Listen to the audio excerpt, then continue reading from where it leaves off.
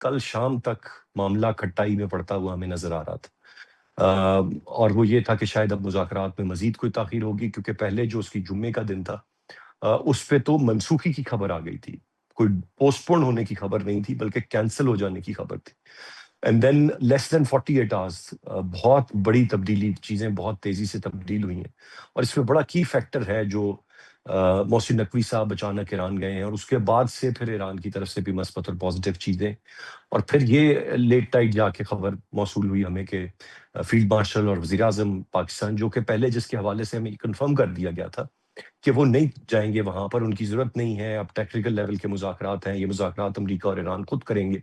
लेकिन इस वक़्त तो पाकिस्तान को दोबारा से एक मेज़बानी देने की बात है, या पाकिस्तान से मोहब्बत का इज़हार है अमरीकी नायब सदर का, और दुनिया मुतरफ़ है। तो ये इस्लामाबाद हो या जेनेवा हो, या कोई और शहर हो, या कोई और एक मकाम हो स्विट्ज़रलैंड का, बट ये सब का सब एक तारीखी मामला हो रहा है, and we are witnessing it. क्या कहेंगे इस पर आप?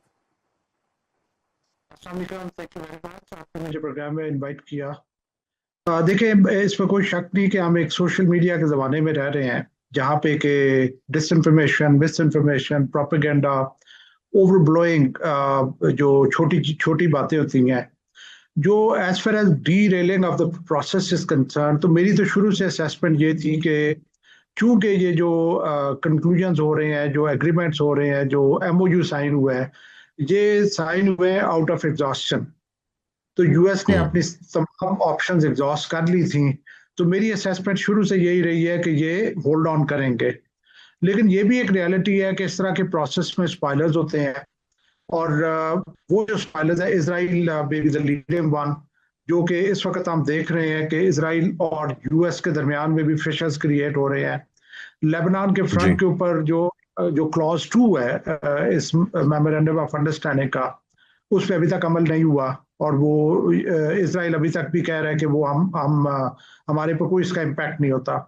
इन सारी चीज़ों को देखते हुए जो मैं समझता हूँ कि यूएस के लिए इस वक्त चैलेंज ये है कि उसने स्ट्रेट ऑफ हॉर्मुज़ में भी नॉर्मलिटी लानी है, बिकॉज ग्लोबल ट्रेड इम्पैक्ट हो रही है, और दूसरी तरफ इसराइल को भी रेन इन करना है। मेरे ख्याल में ये छोटी मोटी प्रॉब्लम चलती रहेंगी। जो डेवलपमेंट इसका आप जिक्र कर रहे हैं, ये एंटिसिपेटेड थी, ऑल्दो एक दो दिन से कन्फ्यूजन चल रही थी। आज भी ये खबरें हैं कि ईरान कह रहा है कि हम मजीद नेगोशिएशन तब तक नहीं करेंगे जब तक क्लॉज 2 के ऊपर अमल नहीं होता, जो कि विच सेज के ceasefire on all war fronts including Lebanon. So जी, जी। अब it it is all up to US कि वो कितना ज्यादा इसराइल के ऊपर प्रिवेल कर सकते हैं। लेकिन मेरा ख्याल है कि ये प्रोसेस सारा जो है ये चलता रहेगा, ये होल्ड ऑन करेगा। राइट, आपके ख्याल से ये होल्ड ऑन करेगा। मैं शिराज साहब की जानिब आऊँगा। शिराज साहब, your take on this, specially इसमें वज़ीर-ए-आज़म और फील्ड मार्शल की रवानगी रात गए अचानक। आई एम श्योर कि कोई खबर नहीं थी, बट इनफैक्ट हमें बता दिया गया था कि वो नहीं वहाँ पर तशरीफ लेके जा रहे हैं। फिर ये अचानक से कैसे सब कुछ तब्दील हुआ है? What's your point of view on this, sir? Thank you very much, Aslan sir. There's a term which is like backdoor diplomacy. जो हमें फ्रंट पे सारी चीजें नजर आ रही होती हैं, तो some time these things are not actually quite, they are not showing up the clear picture for that. तो यहाँ पे एग्जैक्टली यही हुआ, जिसमें पाकिस्तान का बहुत कलीदी किरदार है, और इसमें जो बैकडोर डिप्लोमेसी में जो बहुत बड़ा रोल प्ले किया वो मोहसिन नकवी का था। Like he was the way he was just conveying the messages directly, और ईरान की लीडरशिप के साथ जिस तरह उन्होंने रब्ता किया। और इसी में देखिए, शुरू में आप देखें तो Pakistan was quite on the four front, और पाकिस्तान के साथ कहीं पे आपको कोई और नेशन नजर नहीं आ रही थी, मगर वहीं पे जो बैकडोर डिप्लोमेसी थी वो कतर कर रहा था, बिकॉज तकरीबन 12 अरब से जायद के जो ईरानियन एसेट्स हैं, 12 अरब डॉलर से जी। जायद के, वो कतर में फ्रीज हैं। और कतर वाज द वन जिसने ये गारंटी दी कि ठीक है कि जैसे ही अमेरिकन उन्हें गो एड देंगे और ये नेगोशिएशन फाइनलाइज होगी, तो वो उसके पहले स्टेप में उनमें से $6 बिलियन के एसेट्स जो है वो अनफ्रोजन कर देंगे। और ये वो स्टेप्स थे जिसकी वजह से काफी चीजों पे ईरानियों ने अपना रोल प्ले करना शुरू किया। They came out with a number of negotiations.